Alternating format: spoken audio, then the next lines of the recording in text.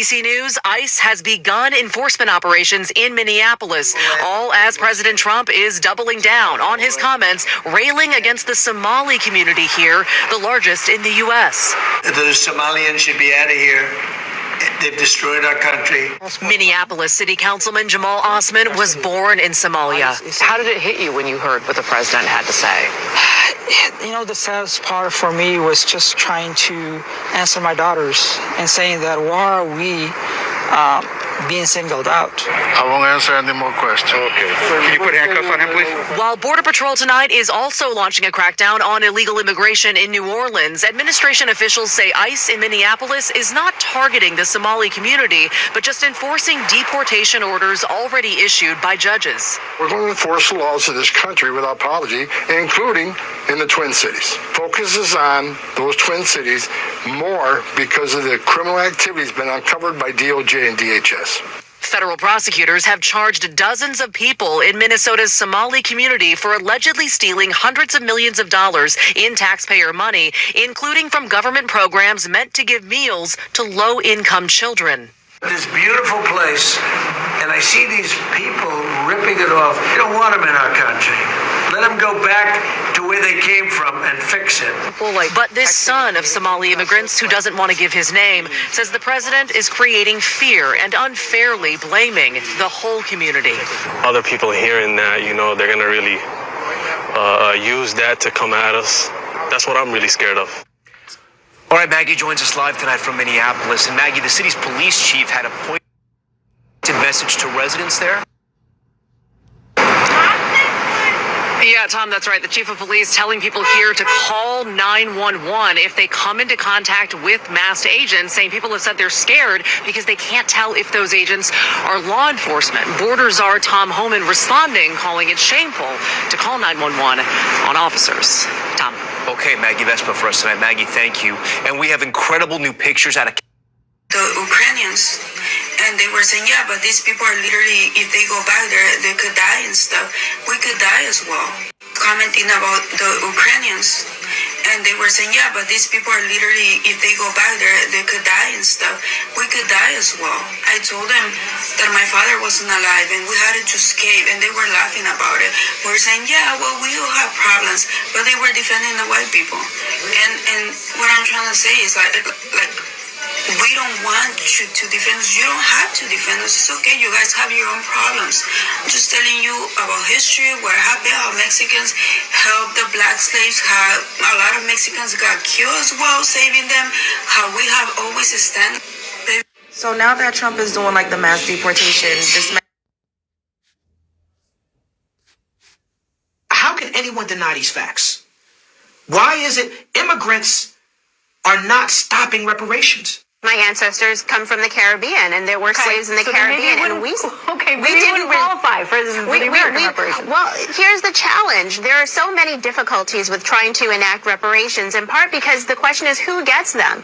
Potentially, I could fall into that category. I honestly have called a pipe dream in the past, and I think that's what it is. Well, it would be nice if there was. why should black people care if immigrants enter into the U.S.? We have to understand why immigration really became a thing on a massive scale. We live in a culture of systematic white supremacy. Part of systematic white supremacy is to thwart any type of progress from foundational Black Americans, meaning the people who built the country, the people who are non-immigrants.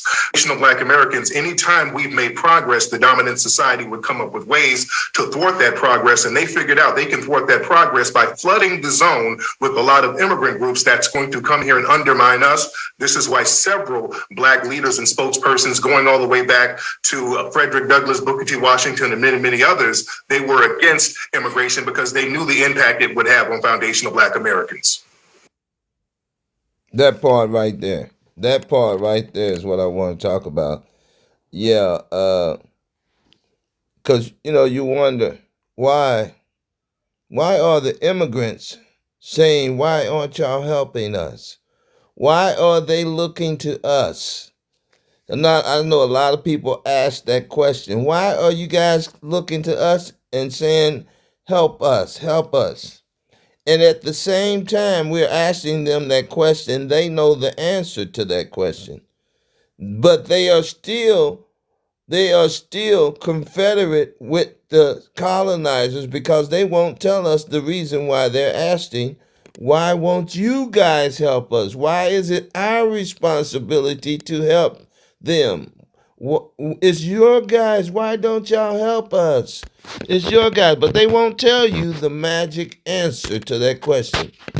But I'm going to tell you, it's because they know we are the indigenous sovereign people of this land. Just let that set in. They know we are the true lawmakers on this land. We are the landowners. They know that it's our heritage that they've been stealing for years. They know what we say go. But instead of them saying that to us and saying, come on, we're going to help you gather together because some of our ancestors were indigenous Negroes, Israelites, Indians, instead of them saying that, they still hold the secret. They still stay in contract with the colonizers. They won't tell their secret. They are accessory to the crime, but at the same time, they're asking us to help them. Come out and sabotage your life for ours. You see what I mean? And this brother just said it. That's why our ancestors stood up and always voted against bringing Esau's bastard children, the tare, Tare, Matthew 13 and 25. While men slept, the enemy came in and sowed seed among his ground. Sowed seed among him. The enemies, French, the Germans, Dutch, Portuguese, English, yeah, the English, the British, yeah, all those people, Edomites, came in and sowed their seed, which is the Native American peoples, the people you see that the camps are holding up as the Gad tribe, the tribe of Gad. All the Native American Indians, they call them Gad. All the Hispanics, they say they are all our brothers and sisters. So if they are, where are Esau's bastard children that he planted in our race? If you're saying these Native American people and these Latinos were the people who Columbus met when he got here, then somebody else discovered this land before Columbus and went in and planted his seed to get that whole nation of Latinos and to get that whole nation.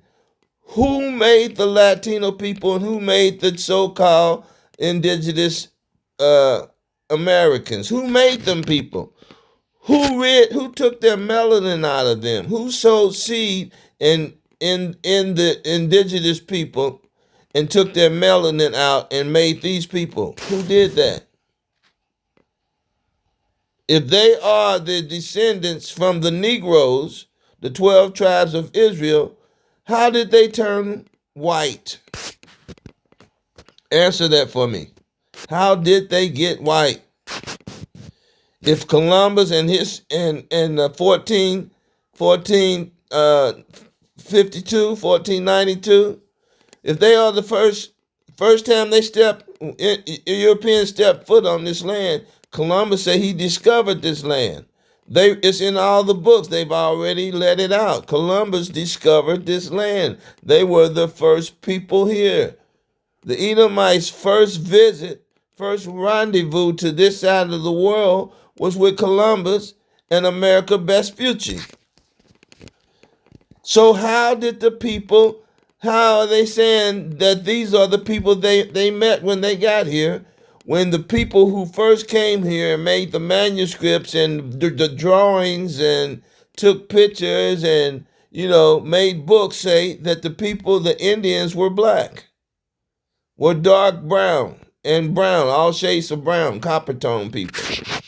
And then now, all of a sudden, after y'all told your story and said that was the first time we came to this side of the land, it was the first time the Edomites became in world power. Actually, world power. It was the Jacob and Esau.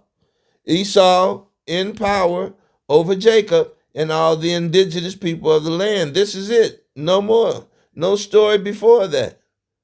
And now you want to put these people up here and have them march through and say, why aren't you helping us? You know why? Because we know who you are.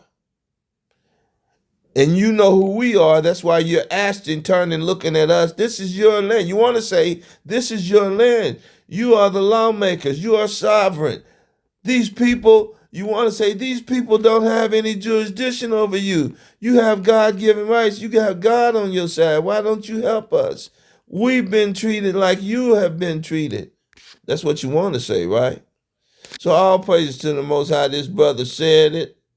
And I thank the Most High for him and the people who are figuring this thing out. We have figured it out. We don't have to prove to you that this is our land. You came here where we are. You can't set up any cosplay people dressed like Negroids or dressed like Indians. You can't set that stage because you blew it. You said this was the first time y'all came to this land, and all the records, the books, the Dark Ages, the Renaissance, all of that point to you guys getting in your wooden boat. Somebody said a wooden boat wouldn't make it across the sea. Well, how in the hell did the Edomites come across the sea? They came in wooden boats.